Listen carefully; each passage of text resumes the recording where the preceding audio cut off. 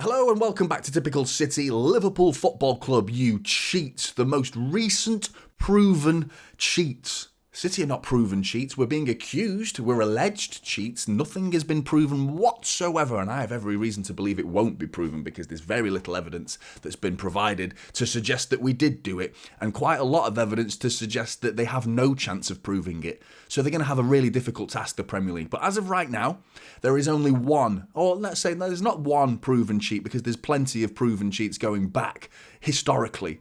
But as of right now, the most recent proven cheat is Liverpool in 2013, and I'll get onto that shortly. But I can hear the rival fans, this is just another case of whataboutery. What about City fans sitting there on his high horse pointing the finger at other football clubs while his football club's being accused of cheating? Well, you open those can of worms, you open the whataboutery, and I love a good old-fashioned game of whataboutery. So let's have a good game of whataboutery because you started it. I wasn't prepared to talk about other football clubs and their cheating until the Everton charges came to light, and Everton, let them have their day. Let them have their moment in the sunshine, their time to shine on the stage. It was Everton's big day. They've been charged. Let it be about Everton. But no, what about Manchester City? That was what it was all about. What about Manchester City? So you want to play that game of whataboutery? What about the 1915 match scandal where United were supposed to be relegated that day? But they bribed Liverpool, reported this is as well, but they bribed Liverpool players. So this was a connection between the players really back then, where the United players bribed the Liverpool players and placed bets on the game in the process as well to make money as a bit of a side earner, but for Liverpool to throw the game. Basically, please throw the game, Liverpool, so we can stay up. They needed 2 points, they won the game, and 7 or 8 Liverpool players apparently just stood around and picked up daisies from the grass and looked at the moon or the sun, whatever was out at that time, and just fancy scoring a goal? Have a goal, mate, no problem. That's what Liverpool did. Match fixing, cheating, in other words, proven history between our two most historic, prestigious football clubs, Manchester United and Liverpool, proven cheats. That's what they did, and they talk about it now, don't they? They talk about the rivalry between City and Liverpool will never be the same again. Not like United and Liverpool, their rivalry. They're two proper football clubs. Yeah, proper fucking cheats. Yeah, proper cheats. Yeah, you get in bed with each other. They're in bed with each other right now. You know, you got the FSG group and the Glazers teaming up and hosting meetings, and the Cronkies as well. Arsenal, I'm not done with you. Yeah, you're up next. Henry Norris, or the former chairman of Arsenal, reports suggesting that he bribed John McKenna, who was the chairman of the Football League in a time when the First Division was going from 20 positions to 22 teams in the league. And those 2 teams were up for grabs. Chelsea were awarded one of those positions, and the other position, the 22nd position in that league, went to a ballot of the teams in the division below, of which one was Arsenal, who were currently 6th in that league at that time, and were given the 22nd spot on footballing merit, apparently. Nothing to do with the fact that you're 6th and there was other teams ahead of you, Spurs being one of them, so you can see why Spurs hate Arsenal. But this all went back to reported bribery between the chairman of Arsenal, Henry Norris, bribing John McKenna. And do you know who John McKenna is chairman of? I said Football League, didn't I? But he was also the chairman of Liverpool Football Club. I mean, have you ever seen such a glaring conflict of interests in your life? The chairman of the Football League is also the chairman of Liverpool Football Club. I mean, talk about bent. I know people will say, well, City have been involved as well. Billy Meredith, he was involved in cheating, reported bribery of Aston Villa players in a time when City needed to win the league. The last game of the season, if we beat Villa, we win the league. And Billy Meredith was reported at half-time to be handing out brown paper bag jobs, and suggesting that Villa should throw the game. They didn't. City lost the game and didn't win the league as a result. But it seems like quite a few clubs have got a history of it. So, and Brian Clough had rumours around him. The great Clough, he had rumours of cheating and brown paper bag jobs. Louis Edwards, a former chairman of Manchester United in the 50s and 60s, he was reported to handing out brown paper bags to the youth players' parents of other football clubs and giving them cars and washing machines, things that were really needed back then. They were luxury items back then.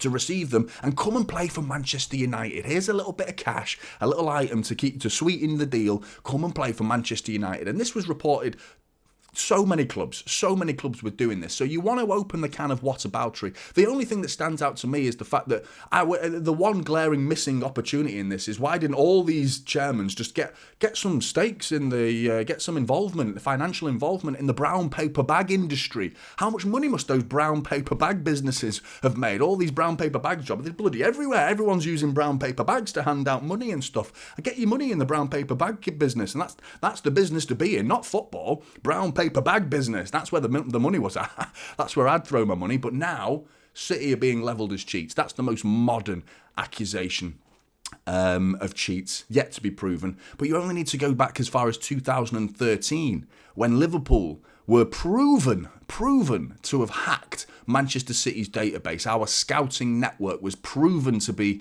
hacked by Liverpool Football Club, and you've got some moronic Liverpool fans and deluded Liverpool fans who have come up with some outrageous excuses as to why this happened, but it's fascinating to hear. But here's the FA statement on this particular case. The FA has carefully considered the evidence it received in this matter, including information provided by both clubs involved, and has decided not to progress the investigation. This is the funny bit. This is the interesting bit coming up right now. This is due to a number of factors, including the age of the alleged concerns and the settlement agreed by the two clubs involved of Manchester City and Liverpool Football Club. And the player reported was supposed to be Fernandinho. Apparently Liverpool increased their search database using the database Scout 7, which is a piece of software that a lot of the high-profile football clubs seem to use as a scouting database. And Liverpool fans, this is the fans, are claiming that because it was a former City scout, that they used their login details. It's unbelievable. The login details of former City employees were still being active when they were at City. They don't get given new login details apparently. And then why did Liverpool pay Manchester City a settlement of £1 million outside of the FA's investigation? Why do that? Just for shits and giggles? Yeah, we're sorry. We've accidentally got the same login details. Here's £1 million as an apology. What? Are you out of your mind? Are you living outside of your minds, Liverpool fans? What's wrong with you? Clearly you cheated. You've proven the fact that you cheated by admitting it by giving £1 million to Manchester City, an out-of-court settlement. That's what was agreed. You cheated. That's cheating. Not only is it cheating and breaking the Premier League rules, it breaks the 1990 Computer Misuse Act, which is a criminal offence. So get in line, because you're the cheats as of right now, you know. Unbelievable. It really is unbelievable. And to suggest as well, this is what the FA said, that it's too far back. It's gone too far back because it was in 2018 and 2019 after the investigation finally completed. And because it was in 2013, these alleged hacking of City's database goes back that far. Too far. It's too far. We can't go back that far. Statute of limitations and all that, but not with City. Not with City. Well, let's go back to 2009 for Manchester City. We need to go back that far. It's double standards. That's exactly what it is. And these are the same people that Liverpool are asking and pressuring the Premier League and the FA to investigate Manchester City. They're pressurising them into finding them guilty, in other words, and saying it's unacceptable how long it's taking. But honestly, the rules don't seem to apply to Liverpool. It's the same old phrase, isn't it? Offended by everything, Liverpool. Ashamed of absolutely nothing. Clearly, once again, and the rules don't apply to them. I mean, they don't even consider themselves to be part of the UK. A big portion of them don't, because of what the aftermath of the war, they don't consider themselves to be part of the UK. Well, fuck off then. You won't be missed. You will not be missed. See you later.